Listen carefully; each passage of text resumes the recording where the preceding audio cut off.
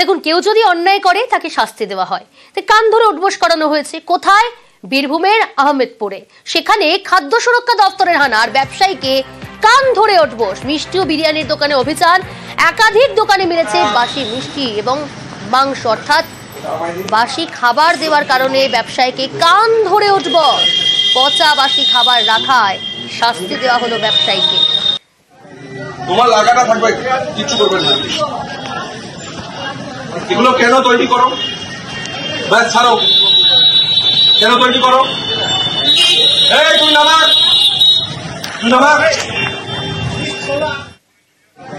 তোমার লাগাটা। খাবারের দোকানে কান ধরে উঠবোস। আরো ডিটেল আপনাদের জানাবো। সুপ্রতিম রয়েছে আমার সঙ্গে। সুপ্রতিম, খাদ্য সুরক্ষা দপ্তরের তরফ থেকে যে অভিযান চালানো হলো, কিন্তু এই ঘটনাটা নতুন। কান ধরে উঠবোস করানো হলো ব্যবসায়ীকে, শাস্তি দেওয়া হলো। তার কারণ পচা বাসি খাবার সে রেখেছিল।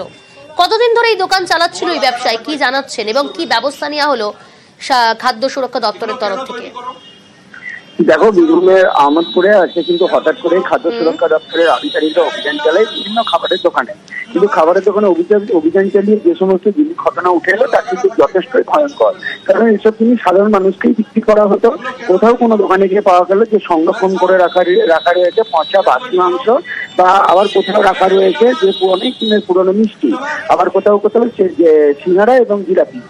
এইগুলোকে দেখার পর কোথাও দেখা যাচ্ছে যে ইন্ডাস্ট্রিয়াল রং ব্যবহার করা হচ্ছে খাবারের। এই সমস্ত দোকানে যেগুলোতে এরকম পাওয়া গেছে, বিভিন্ন দোকানের মালিকদের কিন্তু কান ধরে উঠবোস করানো হলো এবং তাদের কাছে প্রতিশ্রুতি নেওয়া হলো যে এই ধরনের মারাত্মক ক্ষতিকারক জিনিস কোনো খাবারের সঙ্গে মেশাবে না, যাতে সাধারণ মানুষের কোনো ক্ষতি না করা হয়।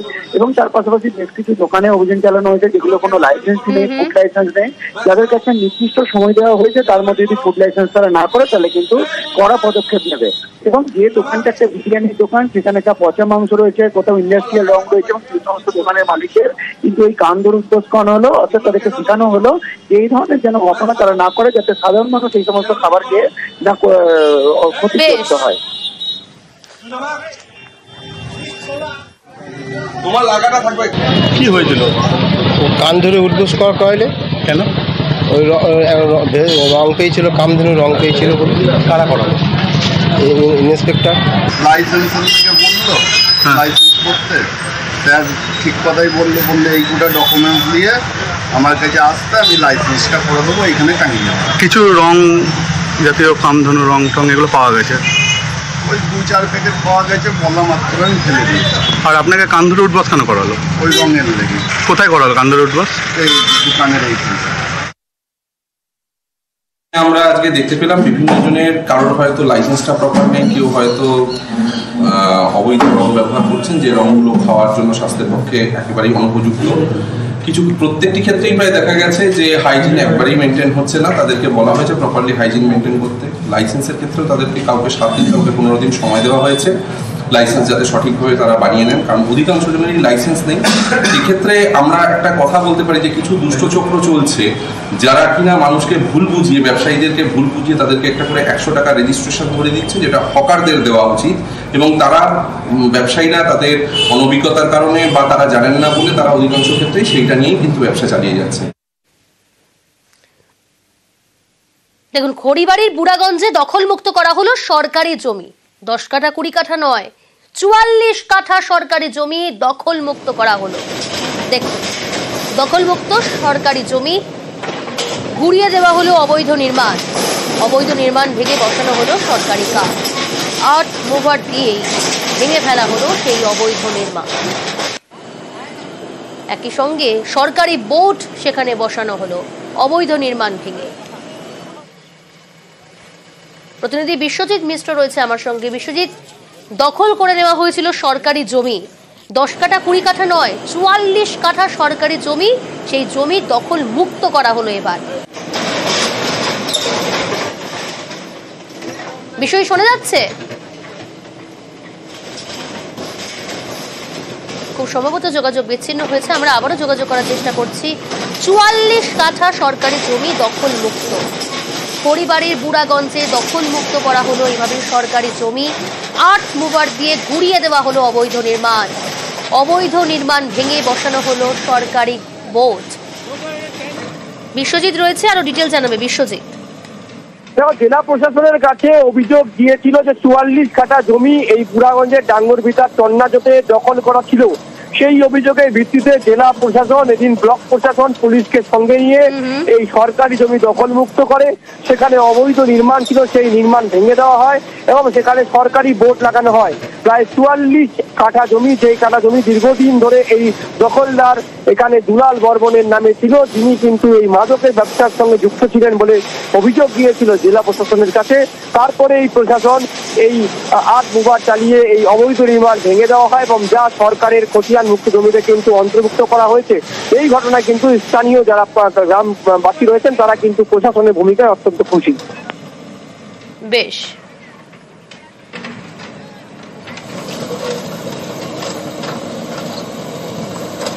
যেখানটা অবৈধভাবে বিল্ডিং বানাচ্ছে সেগুলো আমরা ধীরে ধীরে আমরা সরকারের দখলে নিচ্ছি এবং সাইনবোর্ড লাগাচ্ছি। এটা আমাদের সরকারি একটা ধারাবাহিক প্রক্রিয়া, এটা আগামী দিনেও চলবে। যখন কোনো ব্যক্তি তার সরকারি জমির উপরে বাউন্ডারি এবং বাড়ি করে, সেটা এইসব যেগুলো আমাদের তথ্য চলে আসছে সেগুলো আমরা তদন্ত করার পরে সেই স্টেপগুলো আমরা ধাপে ধাপে এগোবো। প্রসিডিওর নোটিশ সরকারিভাবে সব পদ্ধতি মেনেই আমরা এই কাজটা করি। It was a wasteland, government land basically. Government land पे एक illegally occupied था, तो सिविल एडमिन से कोऑपरेशन चाहिए था, तो भी provided as a police. So SDO sir ने ऑर्डर किया हुआ था ऑलरेडी इसको भांगने का, तो उसमें आज हमने पुलिस असिस्टेंस प्रोवाइड किया बस। দীর্ঘদিন থেকেই সরকারি জমি ছিল বা ওটা আজকে সকালে এসে পুলিশ প্রশাসন নিয়ে ওখানে দেওয়ালগুলো ভেঙে পুলিশ প্রশাসন একটা বিরাট একটা পোস্টার দিয়েছে। সরকারি বোর্ড লাগিয়েছে? হ্যাঁ, সরকারি বোর্ড লাগিয়েছে। জাল পাসপোর্ট চক্রে শিয়ালদা থেকে গ্রেফতার জ্যাংড়ার বাসিন্দা। ইতিমধ্যেই ধৃতকে পুলিশ হেফাজতে নির্দেশ দেওয়া হয়েছে। আলো ডিটেল জানাবে সোমনাথ রয়েছে আমার সঙ্গে। সোমনাথ, জাল পাসপোর্ট চক্রে এক পান্ডাকে গ্রেফতার করা হলো, শিয়ালদা থেকে গ্রেফতার, কি জানা যাচ্ছে?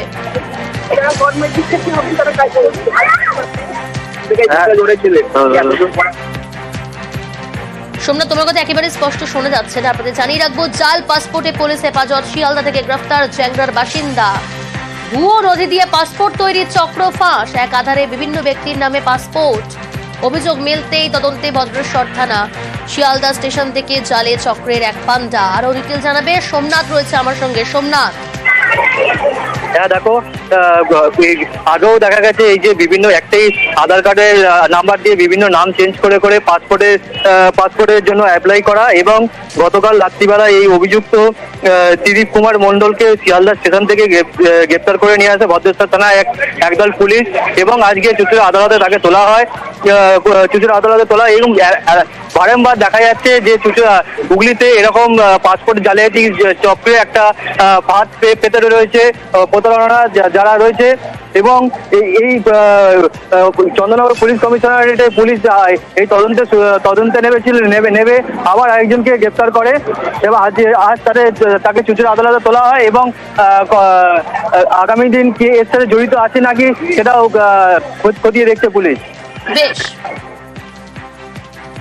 10টা 12টা বা 20টা পাসপোর্ট ইস্যু হচ্ছে একটা আধার কার্ডের এগেন্স্টে। সেই 83 জনের পাসপোর্ট যারা অ্যাপ্লিকেন্ট ছিল তাদের এগেন্স্টে একটা এফআইআর করে তদন্ত শুরু হয়। ত্রিদীপ করে এই আজকের আসামিটা সেই লোকটিকে অনেক টাকা তার অ্যাকাউন্টে পাঠিয়েছে। আমাদের বিচারক সঞ্জয় শর্মার কাছে 10 দিনের পুলিশ রিমান্ড চেয়েছেন এবং 10 দিনের পুলিশ রিমান্ড দেওয়া হয়েছে। দেখুন, কেউ যদি অন্যায় করে তাকে শাস্তি দেওয়া হয়। কান ধরে উঠবোস করানো হয়েছে কোথায়? বীরভূমের আহমেদপুরে। সেখানে খাদ্য সুরক্ষা দপ্তরের হানা আর ব্যবসায়ীকে কান ধরে উঠবোস। মিষ্টি ও বিরিয়ানির দোকানে অভিযান, একাধিক দোকানে মিলেছে বাসি মিষ্টি এবং মাংস, অর্থাৎ বাসি খাবার দেওয়ার কারণে ব্যবসায়ীকে কান ধরে উঠবোস। পচা বাসি খাবার রাখায় শাস্তি দেওয়া হলো ব্যবসায়ীকে। তোমার লাগাটা থাকবে, কিছু করবেন না। এগুলো কেন তৈরি করো?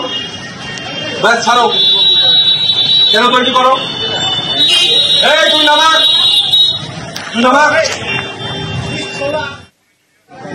তোমার লাগাটা খাবারের দোকানে কান ধরে উঠবোস। আরো ডিটেল আপনাদের জানাবো। সুপ্রতিম রয়েছে আমার সঙ্গে। সুপ্রতিম, খাদ্য সুরক্ষা দপ্তরের তরফ থেকে যে অভিযান চালানো হলো, কিন্তু এই ঘটনাটা নতুন।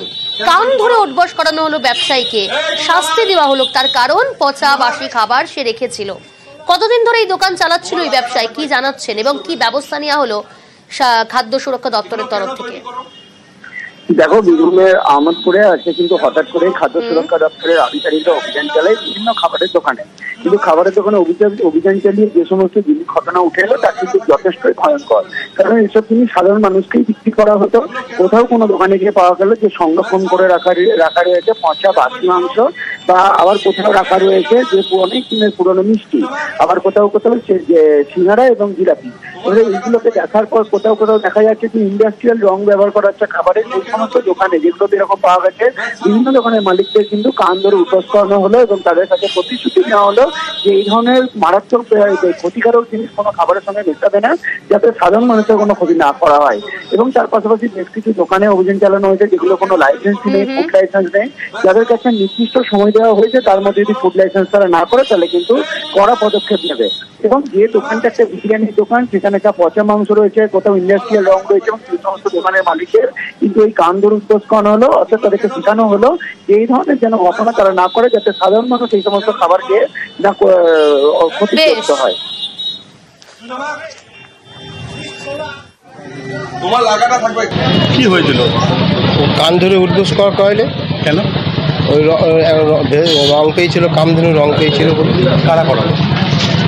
ইন্সপেক্টর লাইসেন্স থেকে বললো লাইসেন্স করতে, স্যার ঠিক কথাই বললে এইগুলো ডকুমেন্টস দিয়ে আমার কাছে আসতে, আমি লাইসেন্সটা করে দেবো, এইখানে টাঙিয়ে দেবো। কিছু রং জাতীয় কামধেনু রং টং এগুলো পাওয়া গেছে, ওই 2-4 প্যাকেট পাওয়া গেছে, বলা মাত্র আমি ফেলে দিয়েছি। আর আপনাকে কান ধরে উঠবাস কেন করালো? ওই রঙের লেগে। কোথায় করালো কান ধরে উঠবাস? এই দোকানের এইখানটা।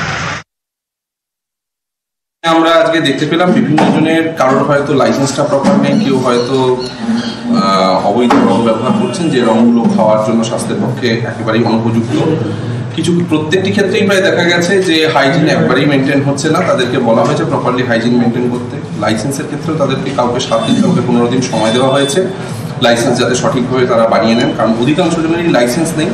এক্ষেত্রে আমরা একটা কথা বলতে পারি যে কিছু দুষ্টচক্র চলছে, যারা কিনা মানুষকে ভুল বুঝিয়ে, ব্যবসায়ীদেরকে ভুল বুঝিয়ে তাদেরকে একটা করে 100 টাকা রেজিস্ট্রেশন করে দিচ্ছে, যেটা হকারদের দেওয়া উচিত। এবং তারা ব্যবসায়ীরা তাদের অনভিজ্ঞতার কারণে বা তারা জানেন না বলে তারা অধিকাংশ ক্ষেত্রেই সেইটা নিয়েই কিন্তু ব্যবসা চালিয়ে যাচ্ছে।